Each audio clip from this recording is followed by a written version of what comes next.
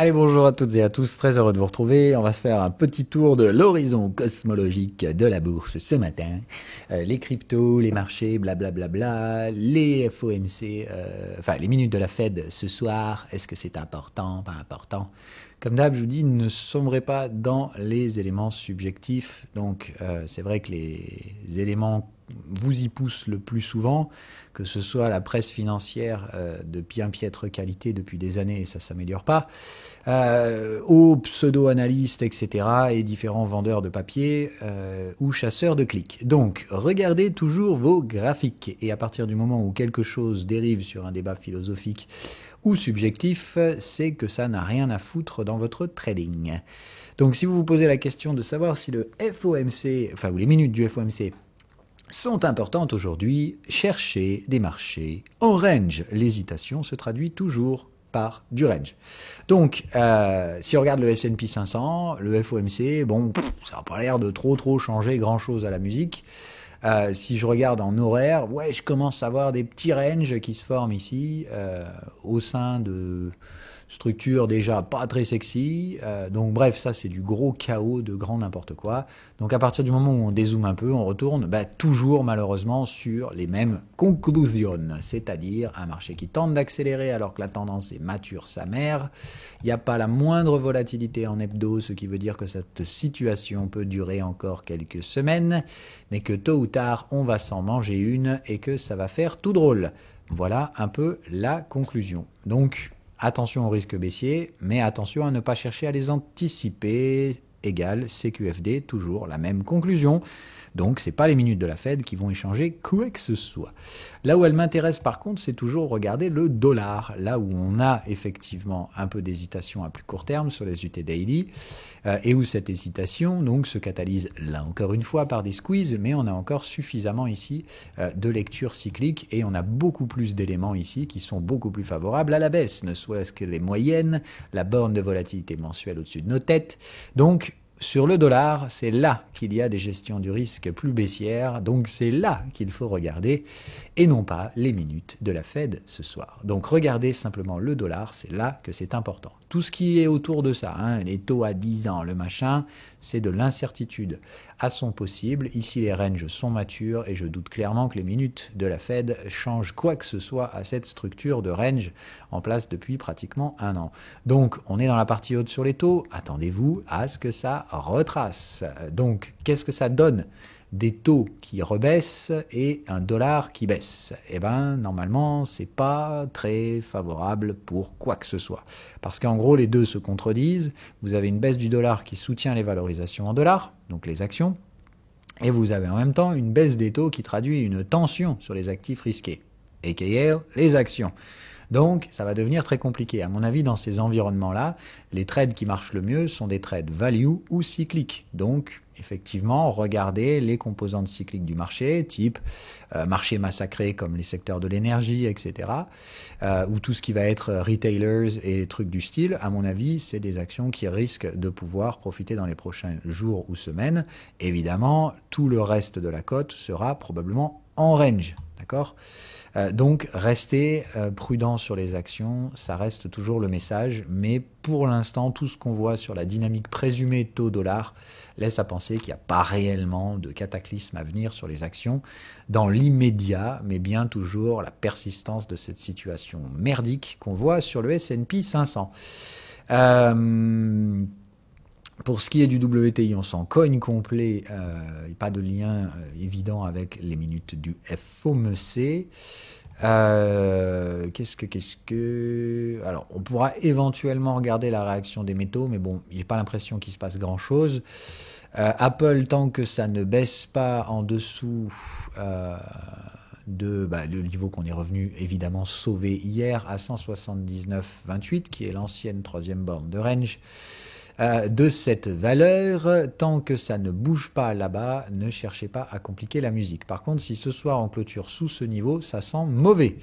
Très mauvais même. Ce sera un repli vers les supports, et si ce support-là cède, c'est goodbye les gamma squeezers, ce sera la fin des fins pour Apple. Mais pour l'instant, donc, restons positifs, il n'y a pas de raison d'anticiper quoi que ce soit. À chaque fois qu'il y a de l'argent qui sort un peu à droite, c'est racheté à gauche. Donc, n'anticipez pas de cataclysme. Et ne tradez pas Apple, je vous le rappelle, ce n'est plus du tout du trading, c'est du joujou de gamma squeezer qui sont en train d'essayer de forcer les market makers à acheter la valeur jusqu'au jour où ces derniers vont décider de miser contre les gamma squeezers. Et là, eux, ils vont s'en manger une sévère. Mais pour l'instant, c'est pas la thématique dont vous pouvez profiter. Donc regardez les spectacles, mais n'essayez pas de jouer une partie dans laquelle vous n'avez aucun avantage statistique.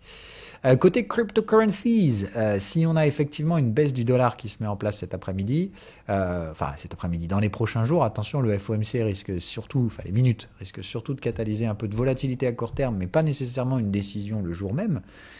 Mais ça devrait instiguer, je pense, quand même un petit quelque chose. En tout cas, ça pourrait aider à catalyser des choses sur notre ami le dollar.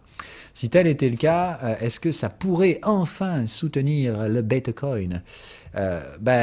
Bitcoin, il attend, tranquillou. Il est sur des structures d'accumulation qui dépassent largement les UT horaires que je vois, pour lesquels je vois certains faire des analyses. Donc, si vous êtes expérimenté les analyses en horaire, je suis d'accord. C'est très agressif parce que le time frame de référence, c'est pas l'horaire, c'est le 4 heures. Et pour l'instant, en horaire, les seules alertes qu'on a eues derrière sont des alertes plutôt de type volatilité. Bon, maintenant, ça fait un bon moment, donc restons quand même pratiques. Et on a affaire à des structures de week-off en 4 heures, ce qui veut dire que les charts horaires, à mon avis, sont assez piégeux. Mais moi, je regarde quand même ces graphiques. C'est de dire, tant qu'on ne tient pas les clôtures au-dessus des 50% de contexte, chose pour laquelle je vous ai alerté hier parce que beaucoup se chauffaient en disant « Ouais, ça y est, c'est parti sur Bitcoin ». Je vous ai dit « Non, tant qu'on ne clôture pas au-dessus de ce truc, c'est mort ». Eh ben, ça rate pas. Hier, on rejette violemment dessus, ça rechute, etc. Voilà. Donc, tant que ce niveau-là tient, c'est-à-dire tant qu'on est dans le bas du canal, en gros, hein, c'est ça que ça veut dire, il n'y a pas de mouvement de reprise quel qu'il soit. Mais moi, je vous recommande surtout de regarder le 4 heures et de comprendre qu'ici, vous avez affaire à des structures de week-off, c'est-à-dire que vous avez la cassure du support majeur qui se met en place, la formation de la résistance dessous avec un double rejet horizontal, vous avez la formation du premier support, de son retest, et attention donc à ce niveau-là, les springs baissiers peuvent tout à fait se produire. N'oubliez pas non plus que comme cet été, le spring n'est pas une condition obligatoire. Les variations de la pattern de Wyckoff sont principalement dues à la psychologie. Et je vous invite à regarder donc les niveaux du Fear and Greed. Oh merde, Extreme Fear again. C'est donc bien, à mon sens, le truc qui m'invite à dire, faites gaffe avec la pseudo boule de cristal autoréalisatrice de on va se manger une cassure du support, etc. Blablabla. Ça ne s'est pas produit cet été, ce qui ne veut pas dire non plus que ça marchera à coup sûr cette fois. Je dis simplement que c'est une pattern de sentiment. Et quand je vois que le sentiment est déjà en extreme fear, je me dis, s'il suffit qu'on rebaisse ici, et là on passe au sentiment à 12 sur le Fear and Greed, quoi. Bon, bref. Donc j'ai pas l'impression qu'il y ait nécessairement la raison de baisser, pas nécessairement l'impression qu'il y ait une raison d'acheter non plus. Hein. La plupart des jetons qui ont rebondi assez fortement, bon, je parle pas encore d'Atom, c'est de la folie furieuse, on arrive sous les ATH, il serait plutôt logique ici de voir la formation d'un petit support.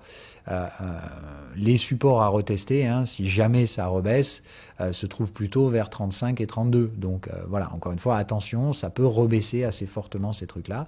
En termes de pourcentage, hein, ça veut juste dire que si on rebaisse de 20% sur Atom, c'est toujours méga bullish sa mère. Hein, voilà. Mais voilà, attention, on achète a priori sur les supports, pas sous les résistances. Maintenant, vous connaissez la structure, c'est VAG 5 étendu en hebdomadaire. Hein.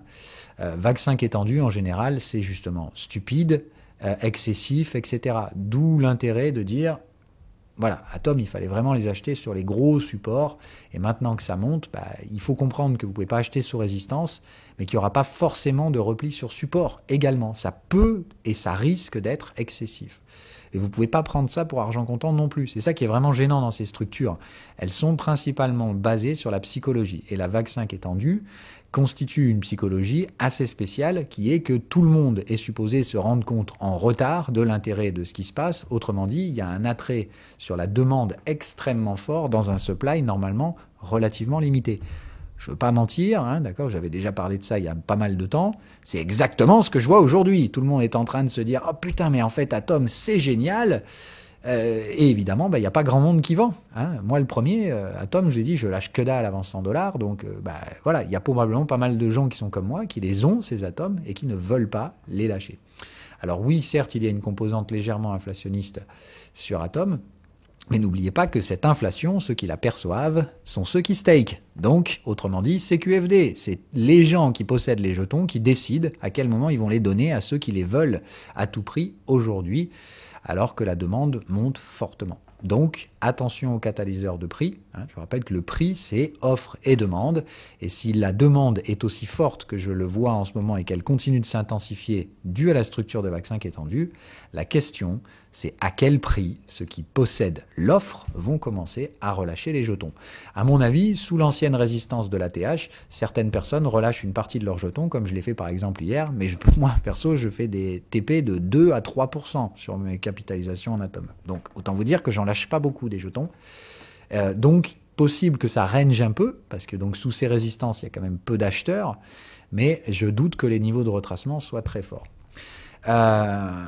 D'autres jetons rebondissent bien, comme Link, etc. Pareil, vous voyez, ça tente des cassures. On est sur les mêmes situations qu'Atom.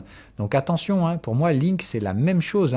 Le prix était sous très forte pression baissière, principalement dû au fait que la société derrière Link vendait une bonne partie de ses jetons pour financer son développement. Ils ont arrêté de vendre depuis plusieurs semaines maintenant. Ils arrêtent de vendre sur le contrat. Vous pouvez le voir dans l'étude on-chain si vous voulez. Voilà. Donc maintenant qu'ils arrêtent de vendre, les prix remontent et on tente déjà d'accélérer à la hausse. Donc attention, les creux sont ascendants.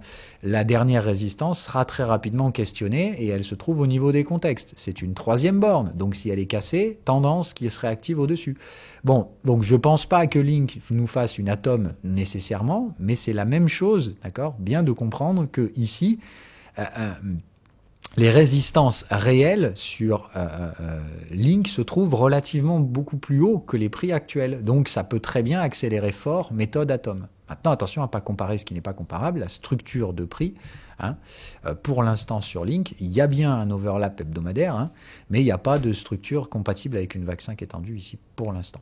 Voilà. Donc moi, je reste plutôt conservatif sur Link, mais si jamais la vaccin qui est tendue se forme, c'est-à-dire si on retourne sur les zones de 48-50, ça fera la même chose pour moi que Atom. C'est-à-dire, d'un coup, tout le monde va se rendre compte que c'est génial, etc., etc. Le supply sera relativement limité, les prix peuvent monter assez fort. Maintenant, Link, par rapport à Atom, il ne faut pas oublier que je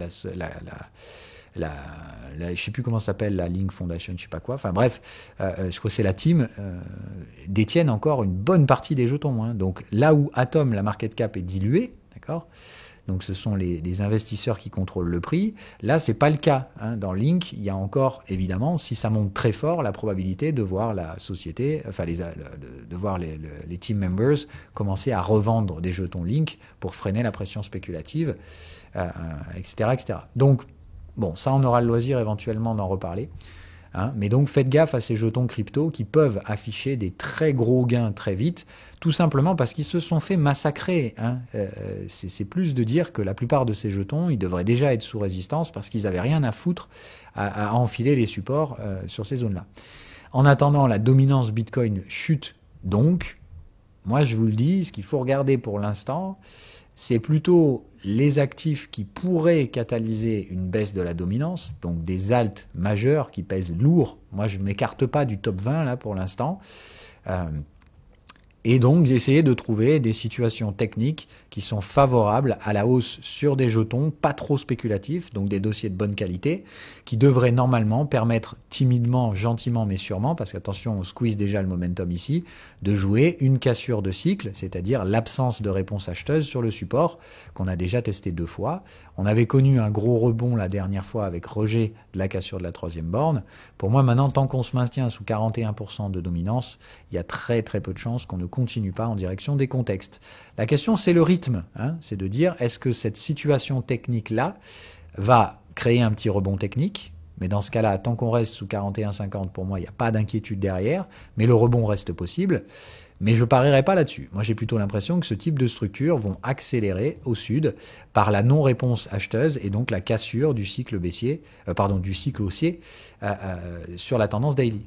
Tendance daily qui est clairement baissière. Donc, il me semble logique que ce support cède, il me semble logique que ce cycle casse également.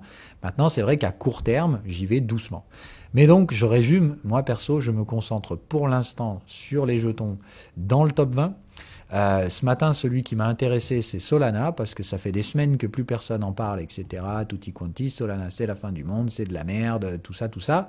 Alors que je pense qu'on a connu ici une structure de consolidation dynamique, très intéressante, et qu'en tout cas, on a une structure à exploiter ici en termes de pullback qui me plaît beaucoup. On est bien passé sous les 50% de contexte, pile sur le Fibo 38. J'ai raté cet achat ici.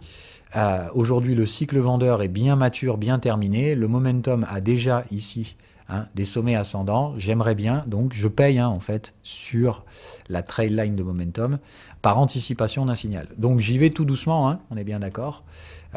Parce que je sais qu'il peut y avoir de la volatilité aujourd'hui. En cas de volatilité, le prochain achat se fait sur le support majeur et 50% de retracement à 120 $. Autrement dit, j'ai 1 euro à dépenser, je mets 50 centimes là, 50 centimes là, et puis voilà. Ok. J'aurais aimé mettre les premiers 50 centimes ici, mais j'ai pas fait gaffe, donc je rattrape le trade en achat de la trade line. Et donc, si le momentum se remet à l'achat, comme je vous le dis, j'essaie de favoriser plutôt les achats dans le sens d'une dominance baissière.